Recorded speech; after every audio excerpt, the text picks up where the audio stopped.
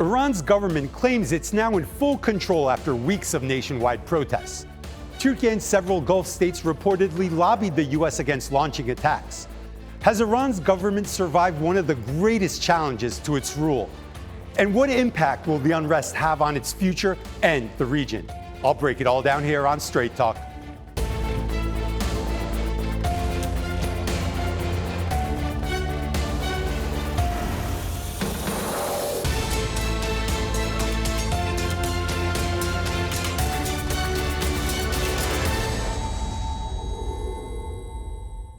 Hello and welcome to Straight Talk. I'm Yusuf Aram.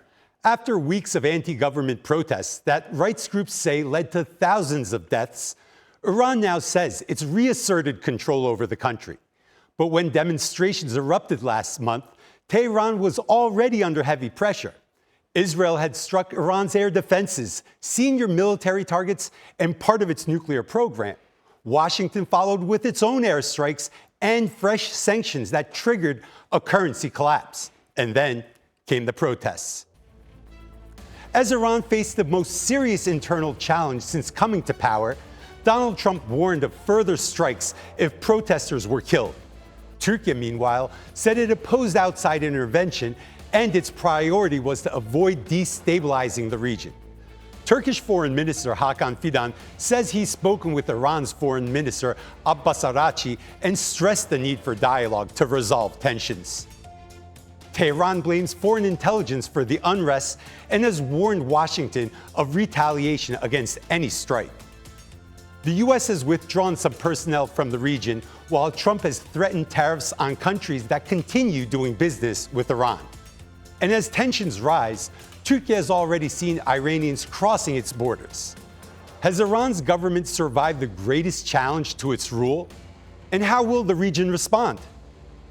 For more, joining me now from Vienna is Mahdi Godsi, a senior economist at the Vienna Institute for International Economic Studies, and from Sakarya, Turkey, Mustafa Caner, assistant professor at Sakarya University. Gentlemen, thanks for joining me. A lot's been happening in Iran, obviously. It's the number one headline right now in the world. Mahdi, I want to start with you. Is the regime out of the woods right now? It looks like Trump is kind of taking a step back from a strike on Iranian soil against the regime. Is this the lifeline that the regime needs to be able to continue, or no, this isn't the end? Regardless of foreign powers' intervention, what they do or what they not do, this uprising showed us that a huge amount of people in Iran are not with the regime anymore. And if they manage to crush this time the protest and the uprising, they will come again to the streets, maybe not more than 2 years later than this. Because as we observed in the past 10, 15 years, there is always a frequent, consequent uprising anytime there is any kind of shock in the Iranian society. So I believe that Mr. Trump, the US president, is still continuing his assessment about how to intervene, because I think his credibility is shaken because he promised that he would intervene if the Iranian regime crossed the red line again and killed people. And we observed that in the past, in the previous movement, the regime killed about 1,500 people. This time, at least by the official statistics, it's about 2,000. Mm-hmm. Okay. Mustafa, this isn't the first time there's been protests in Iran, and obviously the Middle East, no stranger to protests. During the 2010s, the Arab Spring, a lot of protests throughout the Middle East and North Africa. How would you compare the current protests in Iran to the Arab Spring? Would you use the word spring to describe what's happening in Iran, or is this totally something different? I think it resembles, in somehow, it resembles these protest movements that we saw in the Arab Spring, during the Arab Spring. However, I think that there are, major differences between what the Arab Spring movements were and these protests aimed and achieved. So, first of all, Iran is quite different than Tunisia, Libya, Yemen, Syria, or other, countries in the region. Iran has a really, strong state capacity, administrative and security capacity. So I think what we are saying is that somehow Iranian state is able to, quell the protests, suppress them with many tools. Even they were able to block Starlink satellites. So they blocked the internet connection. Maybe that's why we couldn't have, healthy information from the ground. However, in the end, we are seeing that they are totally in control.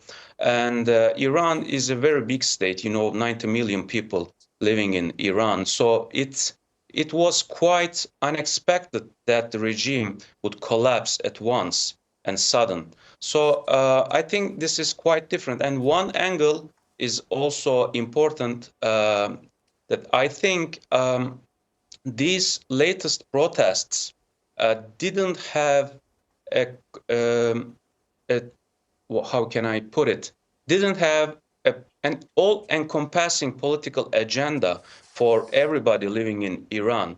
Yes, they did have an aim, like they didn't want this, regime to continue. They want the regime to collapse. However, when we compare it to the previous protests, like Mahsa Amini protest, the political aim was solid and clear. They were against forced hijab. They were against, the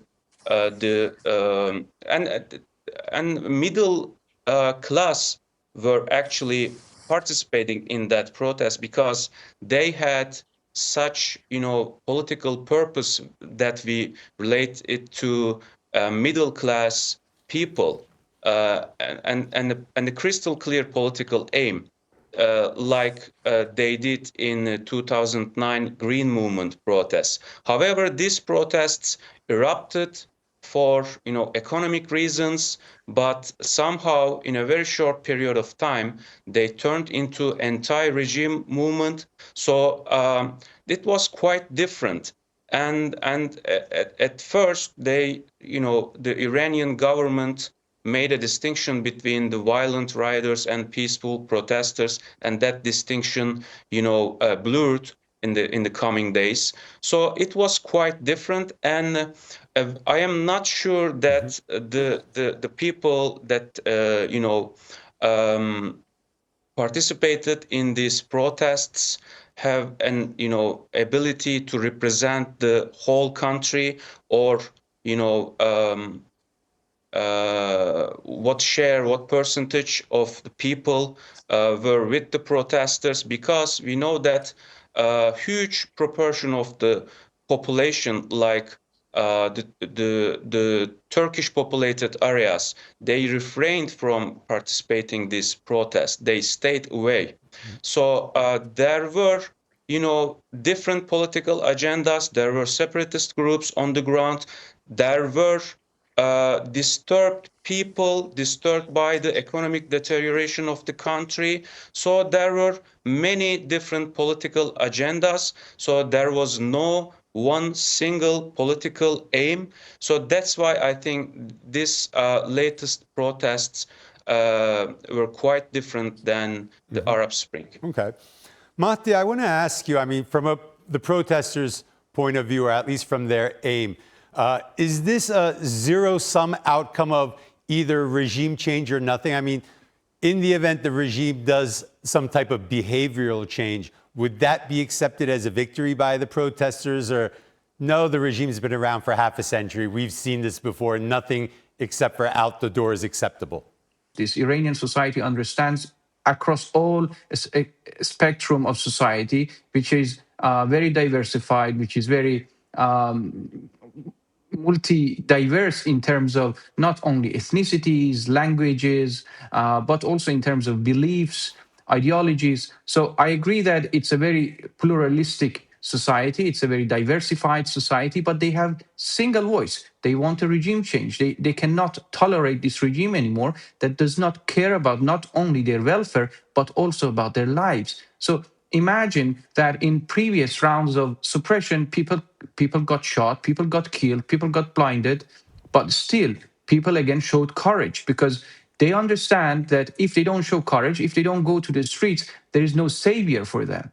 Even at the time of Israel war that was imposed against Iran, that was targeting not civilians but the commanders of IRGC or military, even that time people did not want to go to the streets, but now they wanted to go to the streets because they found a single voice, and that was regime change. Of course, the trigger was pure economic pains that is accumulated over years. But there are also other areas of discontent, which is lack of social freedom that we observed in the movement of Mahsa Amini. People went to the streets again because they wanted social freedom. Like Turkey, in Turkey, people have social freedom. People can drink. People can go to the beach. In Iran, it's like Islamic State, ISIS. They stop allowing people to go to swim in the same place that women and men are swimming together. So imagine that there is no freedom, there is no political freedom, there is lack of economic prosperity, and that's why people are getting more and more united. So that's why I believe that if it continues, the next rounds, if the people come to the streets, it will become even more successful than now. Mm-hmm. Mustafa, I want to ask you about the Turkish government's position, because, I mean, it seems like a very complicated situation for the Turkish government. You have a movement that seems like a popular people's movement, and Turkey historically supports these types of movements. But at the same time, you have a national security concern of what happens if the regime collapses and it turns into instability, because you have the Syria experience fresh in the minds of the national security apparatus. And then you also have concerns regarding foreign influence, foreign intervention, that the Turks don't want to see that happening in a neighboring country. How is the Turkish government balancing these concerns and these reactions? And in which type of scenario does the Turkish government say, okay, I'm all in with the people, or I'm all in with the regime? It's a great point, actually. Yes, you are right.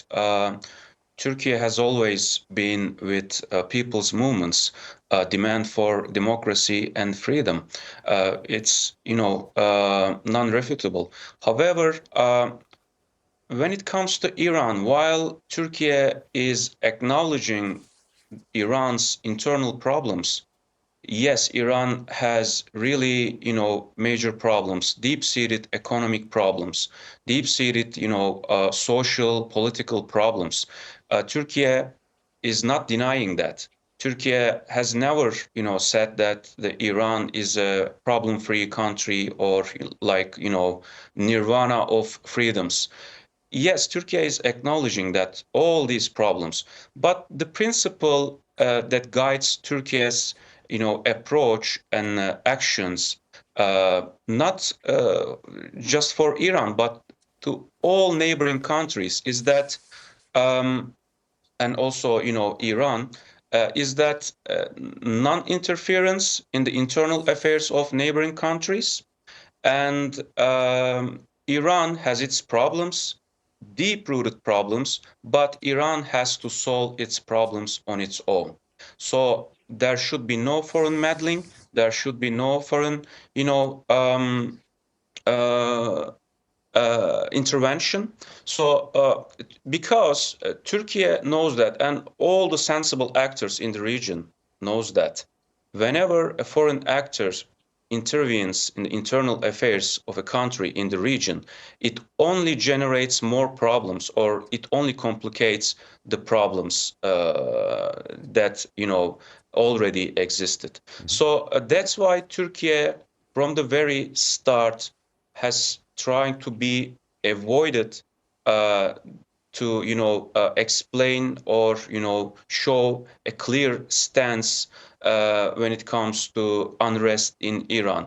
The only clearest the clearest stance that Turkey showed that there should be no foreign meddling, there should be no foreign intervention, and Iran has to solve its problems on its own. So this is Turkey's approach basically, and it has been reiterated by Turkish officials many times, including the Foreign Minister Hakan Fidan. This is, quite important when it comes to Turkey-Iran relations, because these two countries have, shared a very long history, centuries-old relations, and their borders have, remained largely unchanged for over 400 years. So it shows something. There is no example of that such a consistent border in the region. So because of course we cannot say that there are no problems between these two countries. Just opposite, because these two countries have engaged in indirect conflicts in many areas in the region, in Syria, in Iraq, in Lebanon, in Yemen, on many files in the region, in South Caucasus, for example. So these are problems, these are conflict areas between these two countries, but they are also known for being able to work together at critical moments. They both respect their territorial integrity, national security. When it comes to national security, it surely concerns Turkey's security, because any scenario involving fragmentation or division of Iran would pose a great risk for Turkey's national security. We know that. That's why Turkey's stance from the very beginning was, based on the principle of non-interference in the internal affairs. And Turkey is also taking some measures against a possible scenario that I've just mentioned. Okay. Mahdi, I want to ask you a little about the Shah. I mean, with your following what's happening in Iran from a Western perspective or a Western platform, I mean, you see the Shah as an underlying theme, a possible return of his son. Is that the collective will, or is that the overwhelming majority desire of Iranian protesters? Is this trade an Ayatollah for a Shah? Or do most protesters want to move towards a democratic system, choosing their own government, free and fair, aside from any type of regime or Ayatollah influence? And also, where would the IRGC fit in the event the regime is gone? So first of all, we need a referendum. We need a democracy. We need an election to calculate that and understand whether Shah or Prince Reza Pahlavi is respected by the majority of the population. We are not at that stage yet. But we observed in some videos and chants that people are desiring for return of Shah. I have some solid argument for that. So the society has a long-standing historical memory. In 1976, Iran has experienced its largest per capita income in real term, meaning that it's half a century, and that time, Iran's real per capita income was much, much, much larger than Turkey. I think it was about 50% larger than Turkey that time. So gradually, with the Islamic Republic taking power, with this clerical cruelty that started killing people from day one, that started hostage crisis in Iran, that invited sanctions by the world powers, by the United States, by the Western countries, it did not manage to develop further. So currently, the income per capita of Iran in real term is not even 80% of what it was in 1976. Shah at that time, it was developing Iran. It was giving social freedom for Iranians, but of course there was no political freedom. So that was the important factor that pushed Iranians to make a revolution. So people decided then to make a revolution, but they made a very bad choice to give the revolution at the hand of Khomeini, and Khomeini was cruel. And then his next person, Khamenei, was again cruel. So Iranians understand the differences. So now everything, the rate of poverty in Iran is about 36% to 39%, according to recent official statistics, which I believe it is much, much larger because of high inflation, above 40% in the past 15 years, also because of stagnation of 15 years in the Iranian economy, not only because of sanctions, but also because of mismanagement, corruption. It's a kleptocratic system. It steals and extracts benefits from the society, extracts political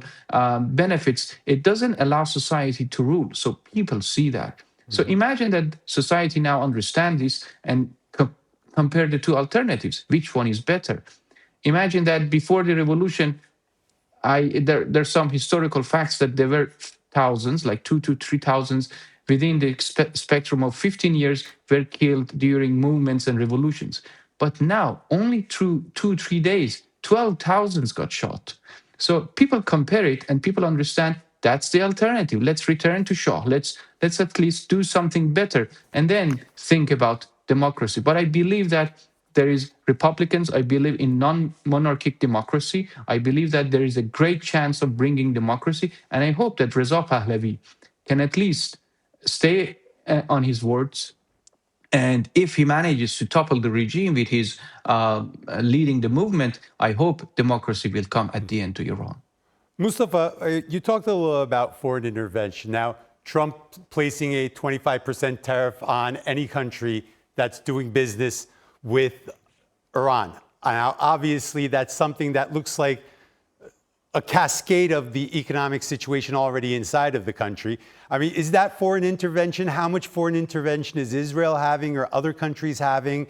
How much foreign intervention are pro-regime countries having? And how do you see this playing out? It's a great question, actually. The economic situation in Iran, the deteriorated economy, the dire situation of the economy, actually it stems from one big reason, and that is sanctions. From the very beginning of the Islamic Revolution, from 1979, the U.S. has been, imposed sanctions on Iran, and these sanctions crippled Iran's economy. That doesn't mean that there is no corruption, there is no mismanagement in Iran. Of course, there are corruption cases, there is a mismanagement in Iran, but also I think the sanctions played an important role in deteriorating Iran's economy. So it's a foreign intervention, actually. It's a textbook example of foreign intervention. And also, US officials and also Israeli officials didn't bother to, conceal that there are, intelligence operatives on the ground during the protests. They are siding with the protesters.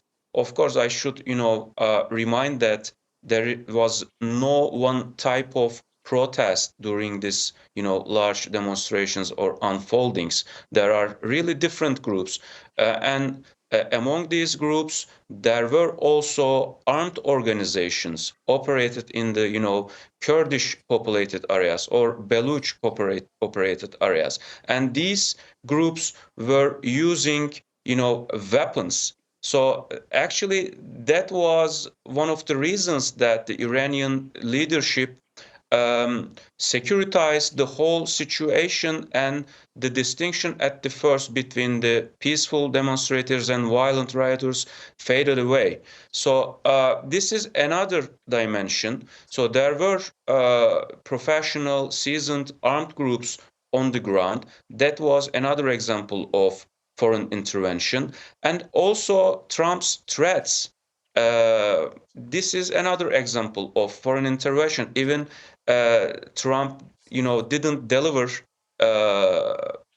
these threats. This is still an example of foreign intervention because it does have an effect on the behavior of Iran's government, because they can say that these protests charged with, foreign agenda, foreign powers, are, provoking these all protesters, and they have no legitimate demand. They can say that, and they did say that. So this is another example of foreign intervention, and this is also quite telling that the foreign intervention, doesn't help disturbed or dissatisfied Iranian population. The Iranian population, yes, they are demanding political freedoms, they are demanding economic prosperity, but foreign intervention doesn't help that, doesn't deliver that. So I think these are all examples of foreign intervention, and unfortunately, we cannot, talk about Iran's internal affairs without bringing this foreign intervention dimension to the table. So this is a very complicated situation, and I believe that it doesn't help Iranians at all. Mahdi, Mustafa, we're out of time. I want to thank both of you for sharing your valuable insight with us on this Iran protests Straight Talk show. And that's all for this edition of Straight Talk with me, Yusuf Aram. If you got any comments, please share them with us on X at Straight Talk TRT. Also, don't forget to subscribe to our YouTube channel where you can find more exclusive content. Until next time, take care and goodbye.